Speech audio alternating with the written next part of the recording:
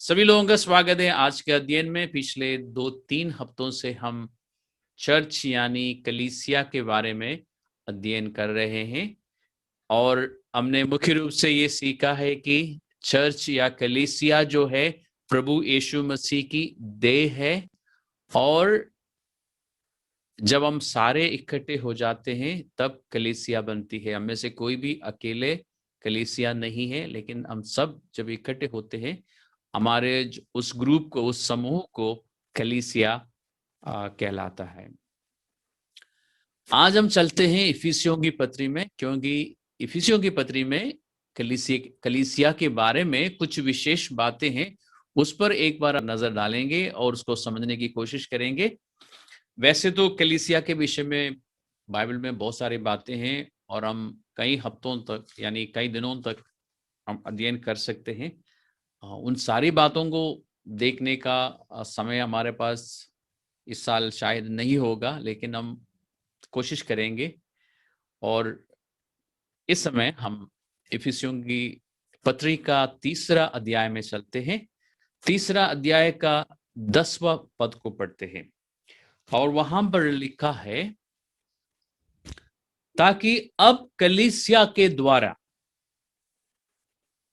परमेश्वर का विभिन्न प्रकार का ज्ञान उन प्रधानों और अधिकारियों पर जो स्वर्गीय स्थानों में है प्रकट किया जाए। तो कलीसिया के बारे में एक विशेष बात पवित्र आत्मा पौलुस के द्वारा कलीसिया पर प्रकट कर रहा है। इस 10वां पद को समझने के लिए हम 8वां पद से पढ़ना शुरू करते हैं, इसलिए थोड़ा सा ऊपर को जाते हैं, पीछे को जाते हैं। 8वां पद में पौलुस कहता है, या पवित्र आत्मा पौलुस के द्वारा हमें बताता है कि मुझ पर यानी प्रेरित पौलुस पर, जो सब पवित्र लोगों में से छोटे से भी छोटा हूं, ये अनुग्रह हुआ कि मैं अन्य जातियों को मसीह के अगमय ज्ञान का सुसमाचार सुनाऊं। पुरानी वाचा में कलीसिया थी, मैंने आपको एक सेशन में बताया था। उस कलीसिया में केवल यहूदी लोग थे। उनको परमेश्वर ने मिस्र देश की गुलामी से बाहर निकाला, अपनी प्रजा बनाया और उनके साथ साथ रहा, लेकिन उसमें और किसी जाति के लोग नहीं थे।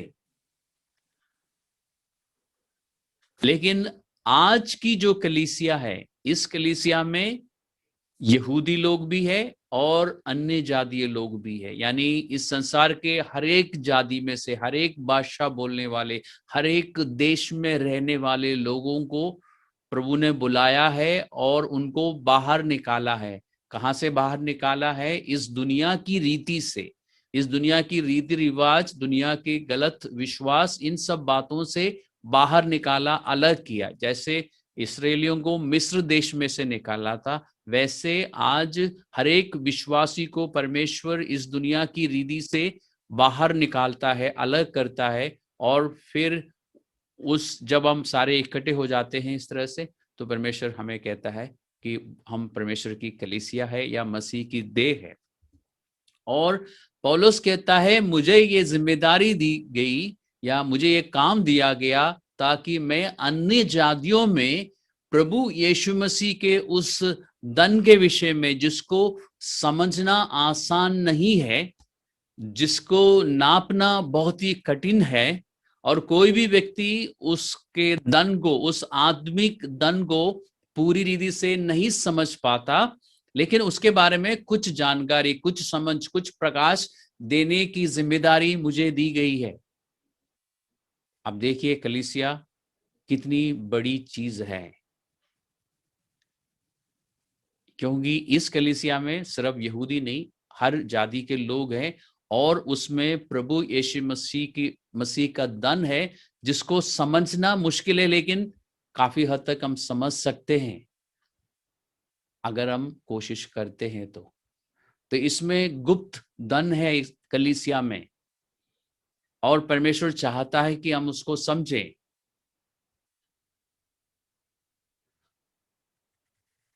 और 9वें पद को देखिए। 8वें पद में बताया कि कलीसिया जो कि प्रभु यीशु मसीह की देह है, उस देह का जो सिर है वो मसीह है। उसके धन के विषय में अन्य जाति लोगों को बताऊं, और विशेष करके जो कलीसिया के सदस्य है, अंग है, उसको पता होना चाहिए। और सब पर, यानी सब लोगों पर, सब जाति के लोगों पर ये बात प्रकाशित करूं कि उस भेद का प्रबंध क्या है। भेद क्या था कि परमेश्वर ने इस बात को छुपा रखा था कि एक समय भविष्य में आएगा जब हर एक जाति में से लोग प्रभु यीशु मसीह पर विश्वास करेंगे, उनको उस जाति में से अलग किया जाएगा। ये पुराना नियम में परमेश्वर ने स्पष्ट रूप से नहीं बताया था। जबकि इब्राहिम से बात करते हुए परमेश्वर ने कहा था कि तेरे द्वारा सभी जातियों को आशीष मिलेगी, लेकिन उससे ज्यादा परमेश्वर ने नहीं बताया। और अब पौलुस के द्वारा ये भेद, ये सीक्रेट, ये गुप्त बात प्रकट की जा रही है कि हर एक जाति में से, हर एक कुल में से लोग यीशु मसीह पर विश्वास करने के द्वारा एक जाति बनने के लिए बुलाए जाएंगे। और ये काम उस दिन से होना शुरू हुआ जिस दिन को हम पेंतकुस्त का दिन कहते हैं। आज से 2000 साल से भी ज्यादा समय हो गया, और तब से लोग इस कलीसिया में जुड़ते जा रहे हैं। लेकिन इस कलीसिया में खास बात क्या है कि इस कलीसिया के अंदर बहुत बड़ा धन है, आत्मिक धन है, उसे पहचानना जरूरी है। जो लोग कलीसिया में हैं उनको ये पहचानना जरूरी है। और पवित्र आत्मा ने पौलुस के द्वारा ये भी बताया कि ये जो वेद की बात है या ये जो कलीसिया है, इसका प्रबंध क्या है, ये किस रीति से काम करेगा, वो भी समझाया जा रहा है पत्रियों के द्वारा। और हमारी जिम्मेदारी है कि हम इस वेद का जो प्रबंध है, एडमिनिस्ट्रेशन है, इसको हम समझें कि परमेश्वर कलीसिया के द्वारा कैसे काम करता है। उसे समझना हमारी जिम्मेदारी है। और उसके बाद 10वें पद में वो कहता है कि अब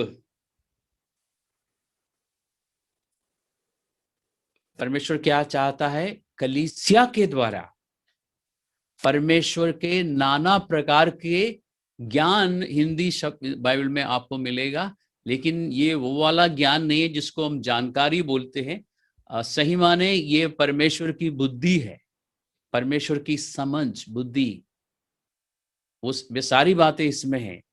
और ये इस संसार में नहीं, इस संसार में नहीं, स्वर्गीय स्थानों पर जो प्रधान है, जो अधिकारी है, उनको पता चल जाए। परमेश्वर दिखाना चाहता है स्वर्गीय स्थानों में प्रधानों को और अधिकारियों को परमेश्वर दिखाना चाहता है कि परमेश्वर की जो बुद्धि है, जिसके कई सारे पहलू है, परमेश्वर की बुद्धि जो असीम है, जिसके बेशुमार पहलू है, वो परमेश्वर उन पर प्रकट करना चाहता है। किसके द्वारा? कलीसिया के द्वारा, यानी हम सबके द्वारा।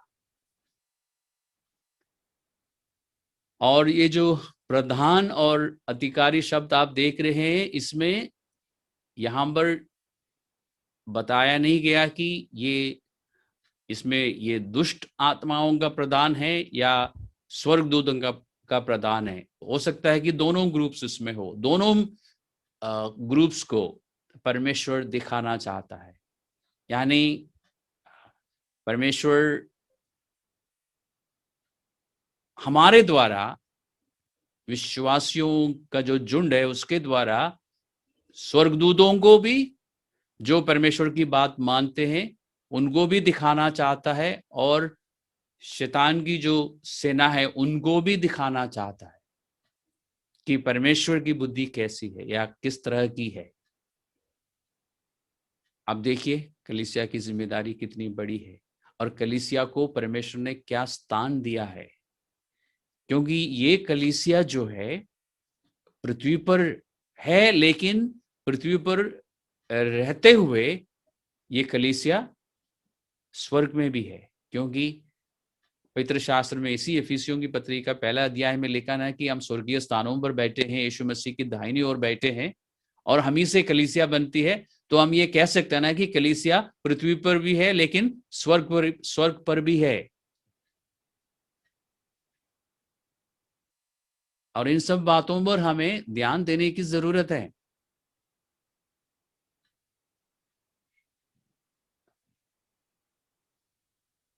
और जब जब परमेश्वर कलीसिया की बात करता है तो हमारे जो संडे की जो मीटिंग है ना, संडे जो हम इतवार के दिन, रविवार के दिन हम जो इकट्ठा होते हैं, उसके बारे में नहीं बात हो रही है, या फ्राइडे के दिन हम एक साथ आते हैं उसके बारे में बात नहीं हो रही है, हमारी मीटिंग्स के बारे में बात नहीं हो रही है, हमारे इस ग्रुप के बारे में। जो मसीह देव तो बहुत बड़ी है, लेकिन उस मसीह देव को परमेश्वर ने ऐसा बना रखा है कि हर जगह में छोटे छोटे ग्रुप्स हैं। उन ग्रुप्स के द्वारा परमेश्वर अपनी बुद्धि दिखाना चाहता है, या हम कह सकते हैं कि सिखाना चाहते हैं। परमेश्वर के जो स्कूल है उसमें परमेश्वर हमें इस्तेमाल करता है, हमें पॉइंट आउट करके, हमारी तरफ इशारा करके स्वर्गदूतों को बताना चाहता है कि देखो, ये है कलीसिया, ये है मेरा प्रबंध, ये है जो मैंने गुप्त रखा था। तो हम ये कह सकते हैं ना कि परमेश्वर हम पर गर्व करता है। और स्वर्गदूत जो है, जो परमेश्वर की आज्ञा मानने वाले स्वर्गदूत है, वो परमेश्वर की बुद्धि को देखते हुए, समझ को देखते हुए तालियां बजाते होंगे, आराधना करते होंगे, स्तुति करते होंगे। बाकी जो दूसरा ग्रुप है वो तो कर ही नहीं सकते, लेकिन वो भी परमेश्वर की महानता को देखते हुए वो भी चकित हो जाते होंगे। और ये सब काम होना चाहिए कलीसिया के द्वारा। अब हमें अपने आप से पूछना है, हम जो कलीसिया के अंग है, हमें अपने आप से पूछना चाहिए कि क्या ऐसा हो रहा है, या हम ऐसा होने दे रहे हैं? हमारा ध्यान, हमारा फोकस कहां पर है? क्या ये बातें हमें समझ आ रही है? हमें अपने आप से पूछना चाहिए और देखना चाहिए कि हम कहां पर हैं। परमेश्वर ने तो कलीसिया को स्वर्ग में बिठा रखा है और पृथ्वी पर भी है, और हम कहां बैठे हैं? हमारे विचारों में और हमारी बातचीत में और हमारे चाल चलन में हम कहां पर बैठे हैं, ये हमें देखना चाहिए।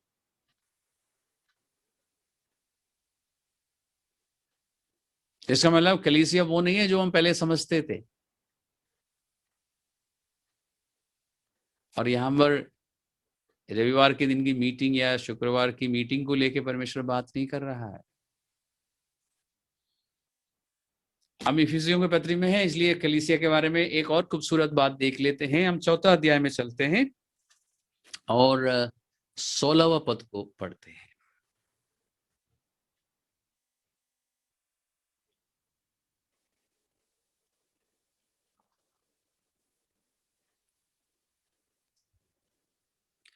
और 16वां पद को आप ध्यान से पढ़िए, अगर आपकी बाइबल खुल गई है। 4 अध्याय का 4 का 16। अभी मसीह देह के विषय में बात हो रही है, यानी कलीसिया के विषय में बात हो रही है, और बताया जा रहा है कि जिससे सारी देह की जगह पर आप चाहे तो कलीसिया बोल सकते हैं, क्योंकि मसीह की देह है कलीसिया। तो हम कह सकते हैं सारी, यानी पूरी कलीसिया हर एक जोड़ की सहायता से एक साथ मिलकर और एक साथ गठकर उस प्रभाव के अनुसार जो हर एक अंक के, अब ध्यान से पढ़ना, आंखें खुली रहे और मन भी खुला रहे और पवित्र आत्मा की सहायता मिलती रहेगी। जब हर एक अंग,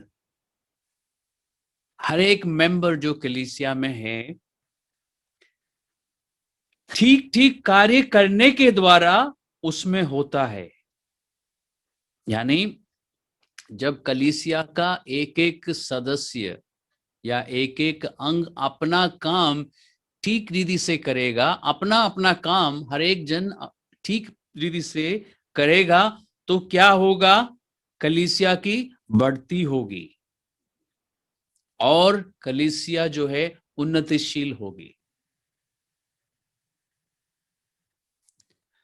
इसका मतलब कलीसिया अगर नहीं बढ़ रही है, कलीसिया में उन्नति नहीं है, तो उसके लिए कौन जिम्मेदार है? हम सोचते हैं कि इसके लिए पास्टर जिम्मेदार है ना? लेकिन यहां पे आपने पास्टर के बारे में नहीं पढ़ा, अगुओं के विषय में कुछ भी नहीं पढ़ा, मतलब अलग से अगुओं के लिए कुछ नहीं पढ़ा या पास्टर के लिए नहीं पढ़ा। हमने ये पढ़ा कि हर एक अंग, उसमें चर्च के लीडर्स भी है, तो सारे अंगों के ऊपर ये जिम्मेदारी है कि हर एक अंग जो है अपना अपना काम ठीक रीति से करें। अपना काम करना काफी नहीं है, ठीक रीति से करना है, तब कलीसिया की बढ़ोतरी होगी, तब कलीसिया की उन्नति होगी।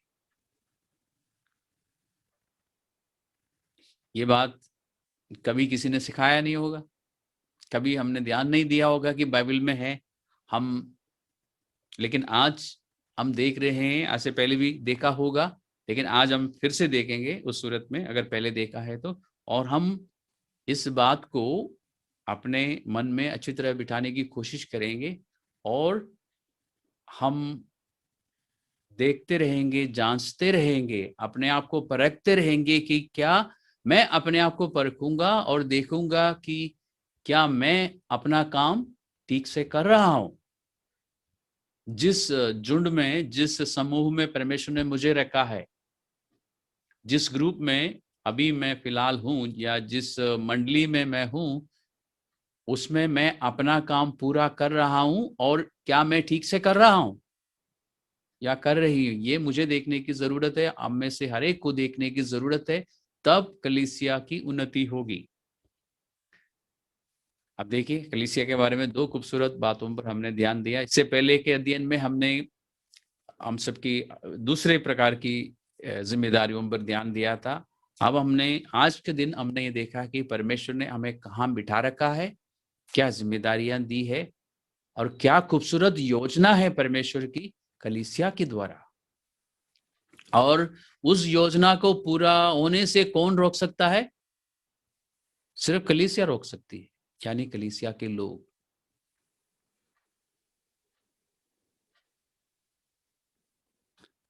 आगे बढ़ते हैं। पिछली बार मैंने आपको बोला था कि हम पतरस की पत्री में से अध्ययन करेंगे। पतरस की पहली पत्री का 4:8, वहां चलते हैं हम। 1 पीटर 4:8।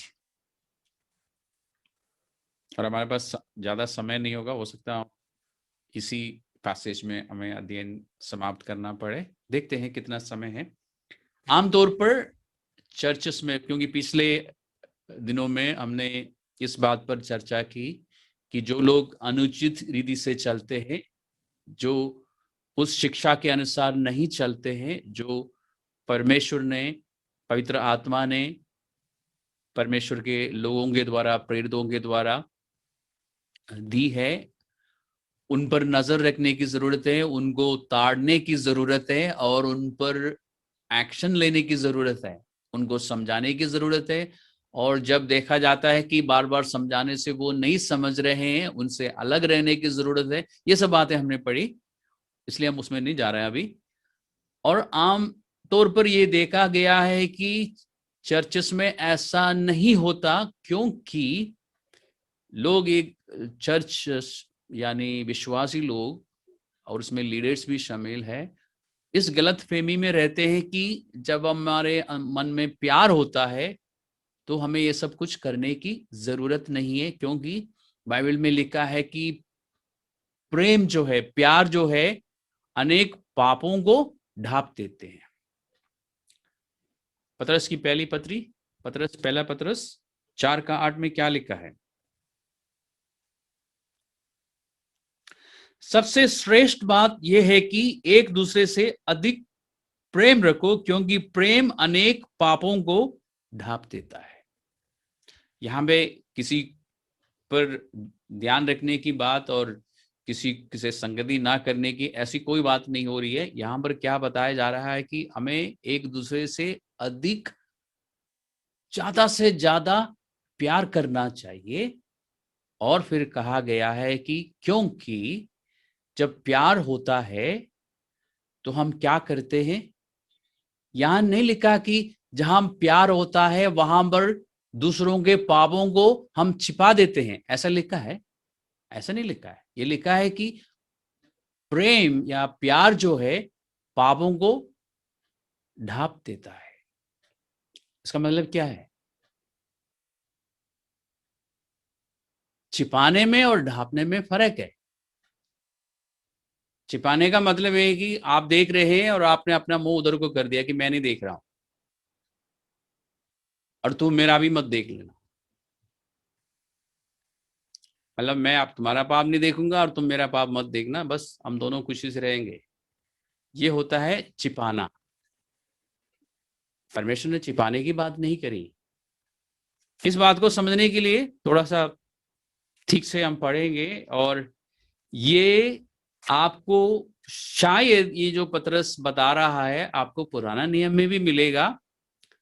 नीति वचन का 10 का 12 में यदि आप जाएंगे, उसमें लिखा है, बैर से तो झगड़े उत्पन्न होते हैं, परंतु प्रेम से सब अपराध क्या हो जाता है। अगर हम प्रेम करते हैं तो सारे अपराध जो है ढांप दिया जाता है। इसका मतलब क्या है? जब हमारे मन में दूसरों के लिए प्रेम होता है, प्यार होता है, तो हम दूसरों के पापों को क्षमा कर लेते हैं, उनको माफ करते हैं। ढांपने का मतलब है कि हम माफ करते हैं और आगे बढ़ते हैं। मैं सिर्फ उनका पाप क्षमा कर सकता ना जिन्होंने मेरे खिलाफ पाप किया हो। तो मेरे खिलाफ अगर कोई कुछ कर रहा है तो मैं उनको माफ कर सकता हूं और आगे बढ़ सकता हूं। लेकिन इसका मतलब ये नहीं कि मैं पापी को अपने पाप के बारे में कुछ नहीं बोलूंगा। मैं उसे समझाऊंगा, उसे बताऊंगा कि वो क्यों पाप है, और फिर उसकी मर्जी है कि वो उस पाप को परमेश्वर के आगे अंगीकार करता है कि नहीं। लेकिन मेरी जिम्मेदारी है कि पाप करने वालों को उसके, अगर मेरे सामने हो रहा है या मेरे खिलाफ हो रहा है तो मैं समझाऊं। ये हम सबकी जिम्मेदारी है। और नीति वचन का 10 के अनुसार जहां पर प्यार है वहां पर झगड़े नहीं होते, जहां वहां पर लड़ाई नहीं होती। क्यों? क्योंकि वहां पे प्यार है। और जहां प्यार है वहां पर अगर दूसरा व्यक्ति आपके खिलाफ कुछ कर रहा है, उस प्यार के कारण आप लड़ेंगे नहीं, लेकिन उसको समझाएंगे और उसको माफ भी करेंगे। और ये बात जो मैं अभी बता रहा हूं, कुरिन्थियों की पहली पहली कुरिन्थियों 13वां अध्याय में इसी के बारे में चर्चा है। क्योंकि आप जाके दूसरों को नहीं बताते फिरेंगे कि एक व्यक्ति ने क्या क्या पाप किए। इस तरह आप डापेंगे, आप पब्लिसाइज नहीं करेंगे कि हमारे चर्च में एक व्यक्ति इस तरह से गुनाह कर रहा है, लेकिन उसको जाके आप बताएंगे, उसकी सहायता करेंगे, उसको वचन से समझाएंगे। लेकिन बाहर जाके सबको नहीं बताएंगे, या चर्च के बाकी सारे लोगों को जाके बताते नहीं फिरेंगे कि आपको पता है कि सो एंड सो ऐसा कर रहा है। इस तरह हम डांपेंगे, लेकिन उसको उस बात को या उस पाप में से उस व्यक्ति को बाहर निकलने की सहायता हम जरूर करेंगे। और हमारे बार बार समझाने के बावजूद वो व्यक्ति उस गुनाह में या उस पाप में चल रहा है, तो फिर हमारे लिए आदेश ये है कि हम उसके साथ संगति ना करें, और वो जो इंस्ट्रक्शंस हमने आज तक के अध्ययन में पढ़ा है उसके अनुसार हम फिर कार्यवाही करें। और दूसरी बात ये उन लोगों के लिए है जो व्याकरण पर रुचि रखते हैं। पतरस का 4 का 8 में लिखा है, प्यार जो है, प्रेम जो है, बहुत सारे पापों को ढांप देता है। यहां पर प्यार शब्द जो है संज्ञा है, क्रिया नहीं है। अंग्रेजी में नाउन है। तो बताइए प्यार कौन है?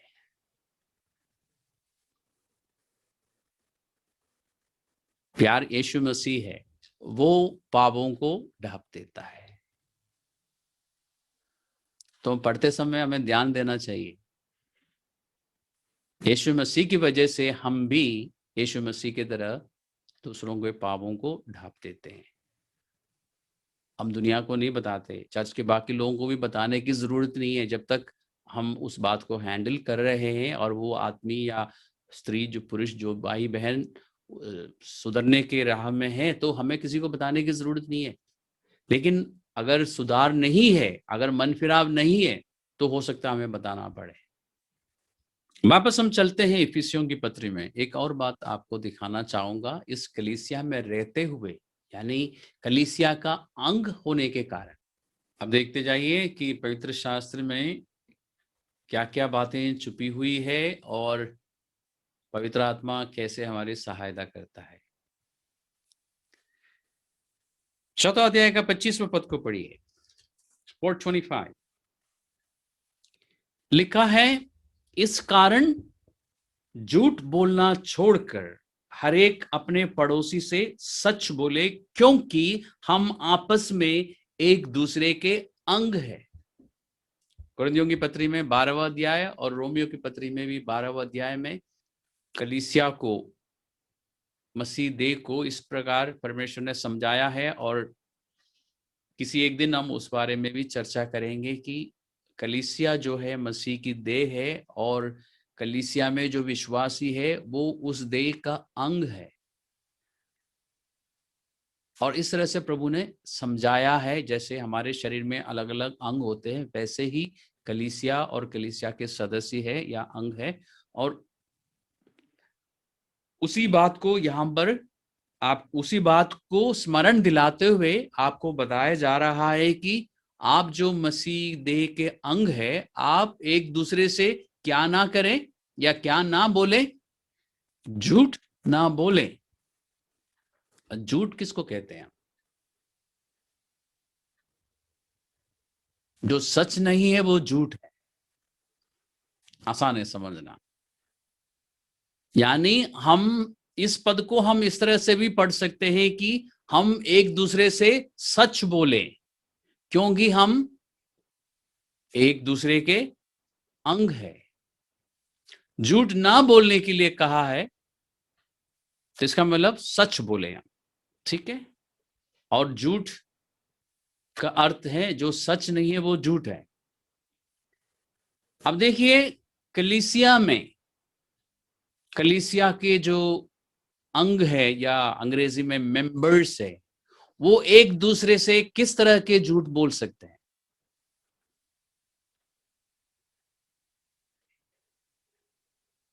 विचार कीजिए।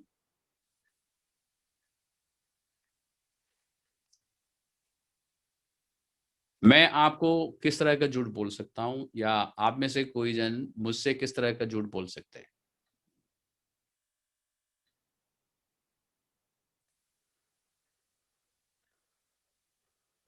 आमतौर पर हम ऐसा सोचते हैं ना कि मैंने, मान लीजिए मैंने आपको असाइनमेंट दिया और आप भूल गए, और फिर जब आपसे मैं पूछूंगा तो आप में से कोई जन कहता है कि वो मेरा ऑफिस में बहुत ज़्यादा काम था, मैं रात भर काम करता रहा, मुझे टाइम नहीं मिला।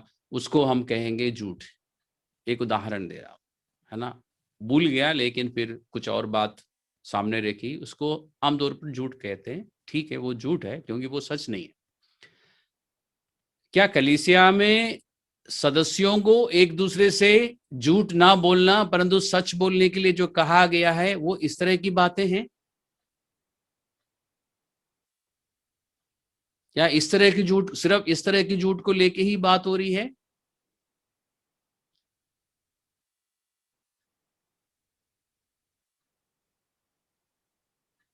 झूठ का एक और पहलू है जिस पर आमतौर पर हम ध्यान नहीं देते।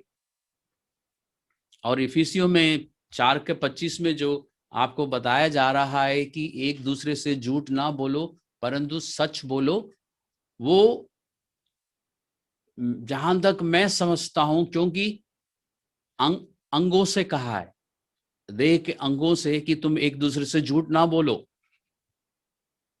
और ये तो 25वें पद में हम पढ़ रहे हैं। 16 पद में देखा था, पढ़ा था कि हर एक अंग को अपना काम ठीक से करना चाहिए।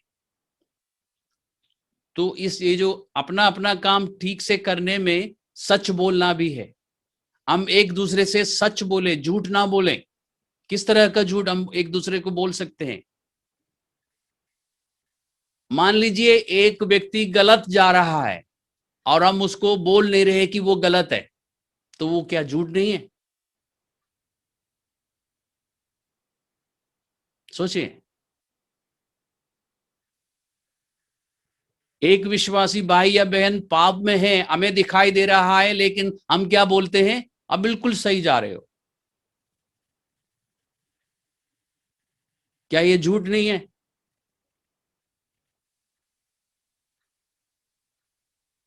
और आमतौर पर हमारे प्रकृति में है, हमारे नेचर में है झूठ बोलना। इसलिए हम देखें ना कि चर्च में भी लोग, जब चर्च में मतलब हमारी संगति में भी जब हम एक साथ होते हैं, तभी हम सच कम बोलते हैं और झूठ ज्यादा बोलते हैं।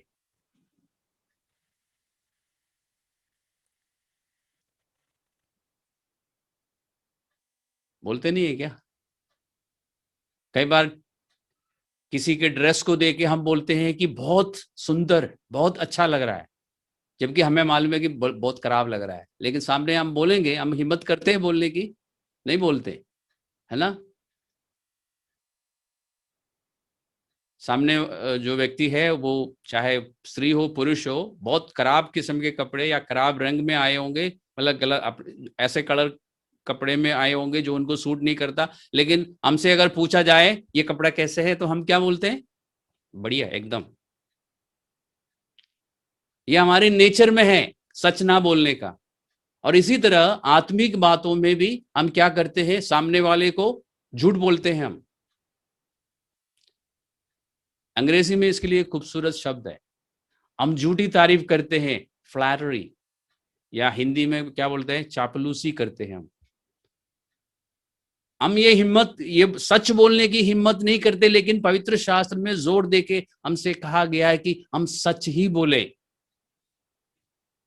हमें सच बोलना चाहिए, क्योंकि हमारे पुराने स्वभाव में ऐसा रहा है, हम उसी में चल रहे हैं। हम नया स्वभाव को हमने अभी ठीक से नहीं पहना है कि हम बोल सके ही आपसे कि नहीं भाई या बहन, ये ठीक नहीं है, ये कलर आपको सूट नहीं करता। वो बुरा मान जाएगा। बुरा मान जाए तो बहुत मुश्किल हो जाएगा ना, भविष्य में मुझे उससे कुछ सहायता मिल सकती है, वो भी बंद, है ना? हम भविष्य के लिए सोचते हैं कि अगर ये भाई बहन हमसे नाराज हो जाए, तो फिर कभी मुझे उसकी हेल्प की जरूरत पड़े तो मैं उसे मांग नहीं सकूंगा। क्या हम एक दूसरे को धोखा नहीं दे रहे? सोचिए इस बारे में। क्या हमारा हाथ हमारी आंख को धोखा देता है, या हमारी आंख हमारे कान को धोखा देता है? नहीं देता, सब मिलके काम करता है। लेकिन मसीह देह में ऐसा ही हमें काम करना चाहिए, हम करते नहीं है।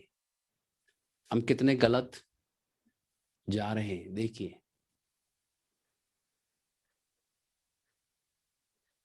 और परमेश्वर क्या चाहता है, और ये सब कुछ हमें एक ही पत्री में मिल रहा ना।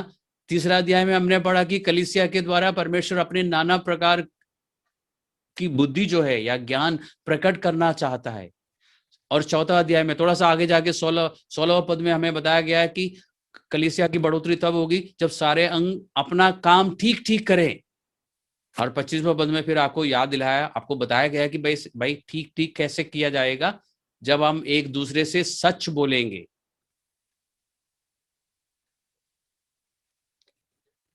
हिम्मत है? हिम्मत नहीं चाहिए, अनुग्रह चाहिए। मांगिए प्रभु से ताकि हम सच बोल सकें।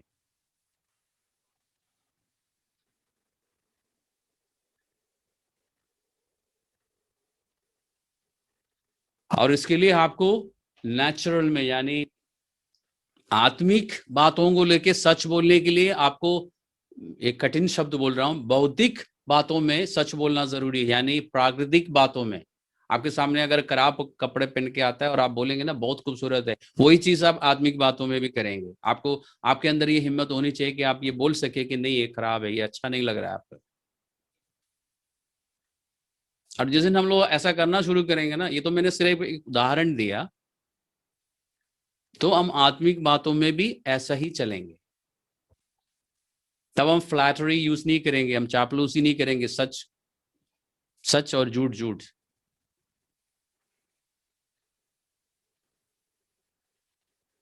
नीति वचन का 29वां अध्याय में चलते हैं हम। हमें एक दूसरे के साथ ईमानदार रहना चाहिए। कलीसिया के अंगों से बात कर रहा हूं, उसमें मैं भी हूं, हम सब है। नीति वचन का 29वां अध्याय का 5वां पद में क्या लिखा है, देखिए।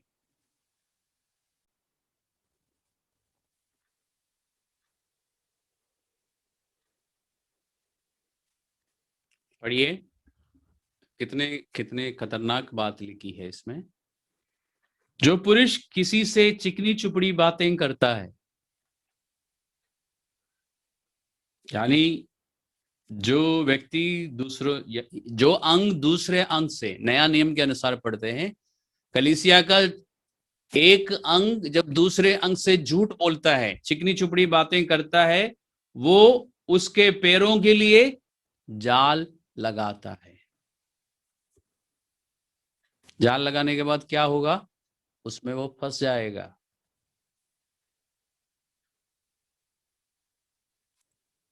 और उसी संदर्भ में लिखा है, बुरा मनुष्य का अपराध फंदा होता है, परंतु धर्मी आनंदित होकर जय जयकार करता रहेगा, या करता है।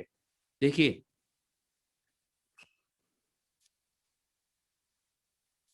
हमारे मुंह से हमेशा सच निकलना चाहिए। इस बारे में आप स्वयं अध्ययन कर सकते हैं। भजन संहिता 36 का 1 से लेके 3 तक। भजन संहिता Psalms 36 1 2 and 3। और उसी में भजन संहिता में 78वां भजन में 36 और 37, 78 Psalm 36 and 37। नीति वचन का 27वां अध्याय का 5 और 6, Proverbs 27 5 and 6। और तसलोनिकियों की पत्री 2 अध्याय 4 से 6 तक, उसको हम एक बार पढ़ लेते हैं। वो नया नियम में है और हमारे नाम पे लिखी गई पत्री में है, यानी डायरेक्ट इंस्ट्रक्शन है हमारे लिए। परमेश्वर की ओर से क्या आदेश है, देखते हैं। नया नियम में चलते हैं। तसलोनिकियों, पहली तसलोनिकियों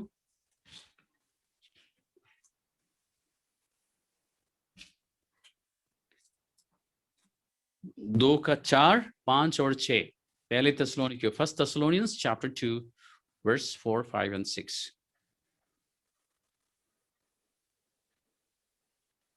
यहाँ पर पौलुस कहता है, पौलुस और पौलुस के साथ सिलास भी है, कहता है, जैसे परमेश्वर ने हमें योग्य ठहराकर सुसमाचार सौंपा, हम वैसा ही वर्णन करते हैं।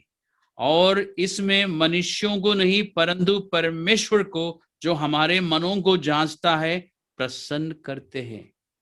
प्रेरित पौलुस अपने ही बारे में बता रहा है कि वो किस रीति से सुसमाचार में, सुसमाचार की सेवा करता था लोगों के बीच में, क्योंकि तुम जानते हो। उस कलीसिया के लोगों को पौलुस जब लिखता है, कलीसिया के लोगों को मालूम है, देखते हैं कि क्या जानते हैं। क्योंकि तुम जानते हो कि हमने ना तो कभी चापलूसी की बातें किया करते थे, चिकनी चुपड़ी बातें हमने तुमसे नहीं की कभी भी। तुम जानते हो हमने कभी भी फ्लैटरी इस्तेमाल नहीं किया, हमने हमेशा तुमसे सच बोला है। पौलुस कहता है, क्योंकि तुम जानते हो कि हमने ना तो कभी चापलूसी की बातें किया करते थे और ना लोग के लिए बहाना करते थे। परमेश्वर गवाह है।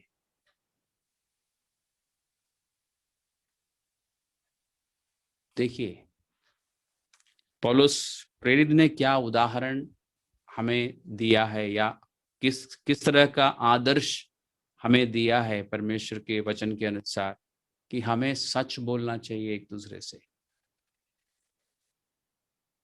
क्या हम हिम्मत करेंगे? क्या हम अनुग्रह के लिए प्रार्थना करेंगे कि परमेश्वर पवित्र आत्मा मेरी सहायता करना ताकि मेरे मुंह से सच ही निकले, विशेष करके जब हम दूसरे अंगों के साथ है।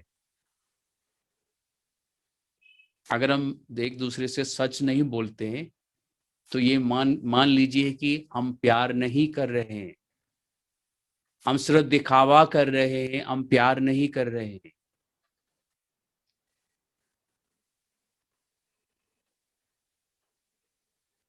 और मेरे ख्याल यहां पर हमें रुक जाना चाहिए। कलीसिया के विषय में परमेश्वर जो कुछ भी कहता है, हम परमेश्वर से सामर्थ मांगेंगे, अनुग्रह मांगेंगे, ताकि हम ये जो परमेश्वर का प्रबंध है ना, जिसके विषय में हमने 3रे अध्याय में पढ़ा था, उस प्रबंध के अनुसार हम अपने जीवन को चलाएं। परमेश्वर ने अपना प्रबंध हम पर प्रकट किया ताकि हम उसको फॉलो करें, उसके अनुसार हम चले, तभी हम प्रभु यीशु मसीह के अनुयायी होंगे। फिलहाल इतना काफी है और हम इन बातों को प्रैक्टिस करने की कोशिश करते हैं, प्रभु से अनुग्रह मांगते हैं। आइए हम प्रार्थना करते हैं। पिता परमेश्वर, यीशु मसीह के वजह से हम बार बार तेरे सामने आ सकते हैं। आज जिन बातों पर हमने ध्यान दिया, जो बातें हमें समझ आई और जो बातें अभी समझना बाकी है, उन सब बातों को लेके हम तेरा धन्यवाद करते हैं और प्रार्थना करते हैं परमेश्वर, हमें से हर एक जन एक दूसरे से सिर्फ सच बोले। परमेश्वर, हर बात में हम सच बोले, एक दूसरे की उन्नति के हम कारण बन सके और हम सब मिलकर तेरी बुद्धि और ज्ञान का प्रदर्शन कर सके। स्वर्गीय स्थानों पर जो प्रधान है, जो अधिकारी है, उनको, और तेरी बुद्धि और तेरी समझ इस सारी दुनिया को पता चले परमेश्वर, हमारी कलीसिया के द्वारा और बाकी सभी स्थानीय कलीसियाओं के द्वारा। परमेश्वर, तेरे नाना प्रकार के ज्ञान प्रकट हो जाए। हम अपने लिए और कुल मसीह देह के लिए प्रार्थना करते हैं। हम इस बात को मानते हैं, जानते हैं कि तेरा अनुग्रह हमारे लिए काफी है। परमेश्वर, वो अनुग्रह हमें मिल जाए, हम मांगते हैं यीशु मसीह के नाम से, आमीन, हालेलुया। इसके साथ हम आज के अध्ययन को समाप्त कर रहे हैं। आप सभी लोगों का धन्यवाद आज के इस मीटिंग में आने के लिए।